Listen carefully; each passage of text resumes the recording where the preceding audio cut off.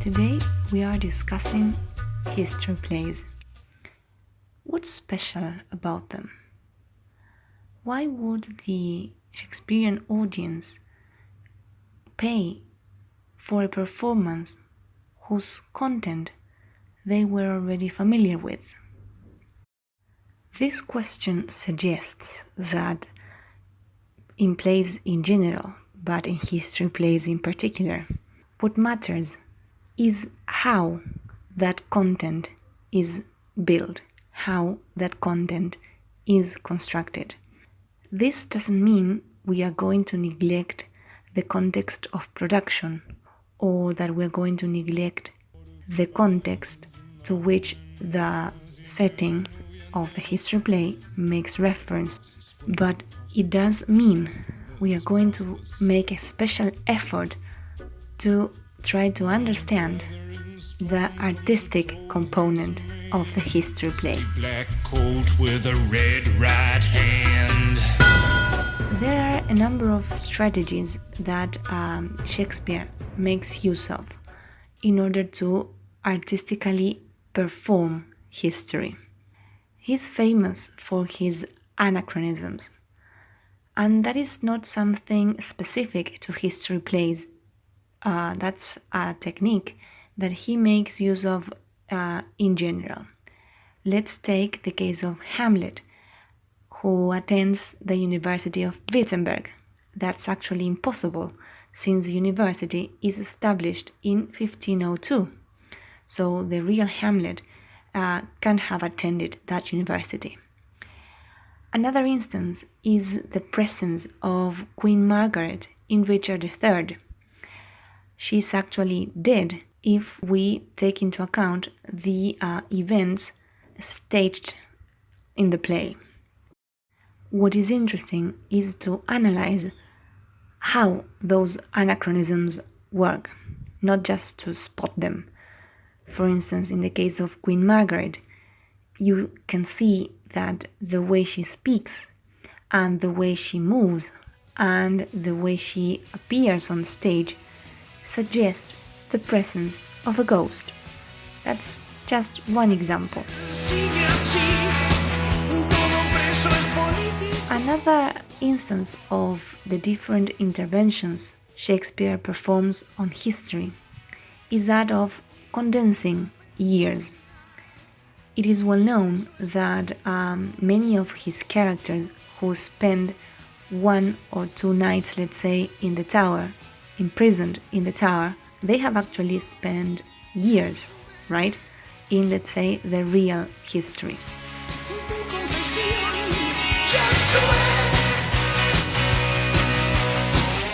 Another strategy is simply filling in the gaps of uncertainty. A case in point is provided by the play, again, Richard III. In there, Richard is said to hold an encounter with 2 little nephews who he later sends to execute. Out of these interventions, a new meaning is created. We cannot forget that. That meaning is acted upon the stage. At the same time, it acts on the political and economic life of its own context. This doesn't mean, however, that the analysis of a history play is reduced to simply matching the events staged with the events in real history.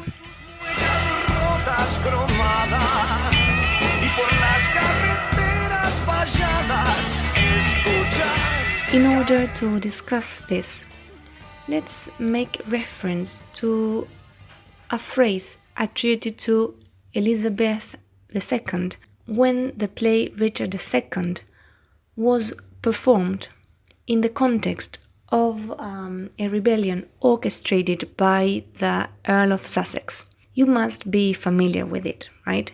But at that moment, when her queenship was threatened, it is said that those in favor of Essex paid a higher amount to the actors, not only to perform the play, but to include a a scene that is known as the abdication scene, a scene, of course, in which Richard II abdicates the throne.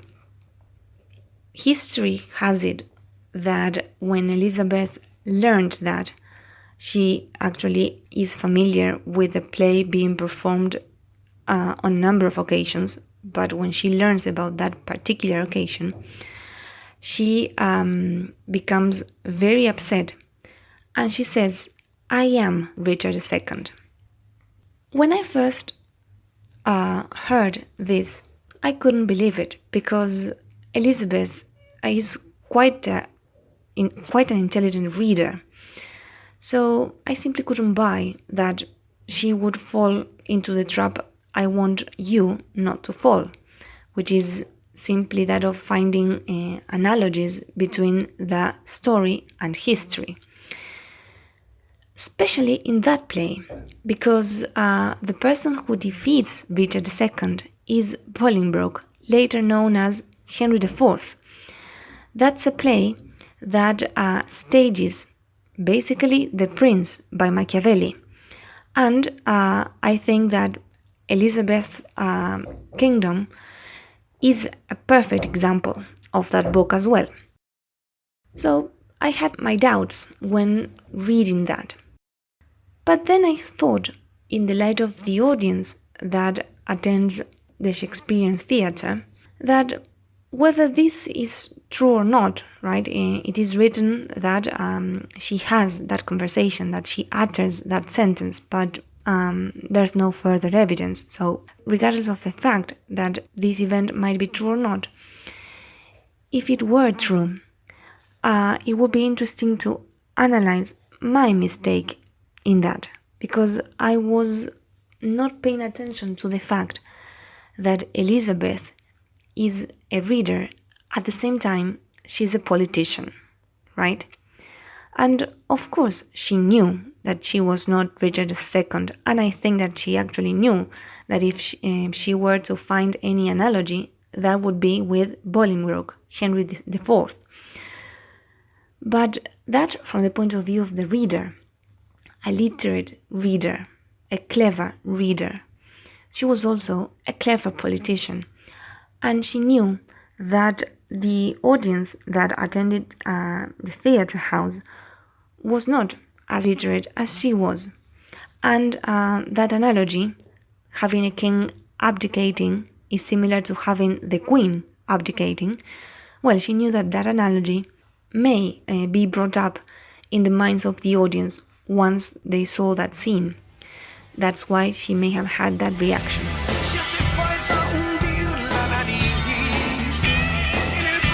So, what I mean by this is that we've got to pay attention to a number of contexts. First of all, the context that the play recreates. Then, the context in which that context is recreated. And then, the context from which we read that recreation, that is, our context. So, the history play invites us to put all these contexts together. And it's a challenge. We know that the plays speak to us politically and artistically. And we're going to take up that challenge with the history play Sir Thomas More.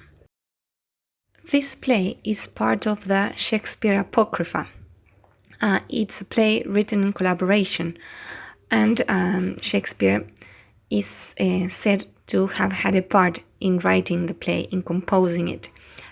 He's known as the Hand D, and I'm not going to tell you which part he's supposed to have written. Maybe you guess it, and if you don't, I will tell you later. The play is said to have been composed by the end of the 16th century, and it stages the political career of Sir Thomas More. It also takes the form of a tragedy, since we witness the rise and fall of this character. So, as you read the play, pay close attention to how this character, Sir Thomas More, is constructed politically. That is, how he is constructed as a political subject, and the emphasis falls on how he is constructed as a political subject. You've got many tools. You are already familiar with concepts such as modernity, humanism, rhetoric, tragedy. So all these concepts are brought onto stage.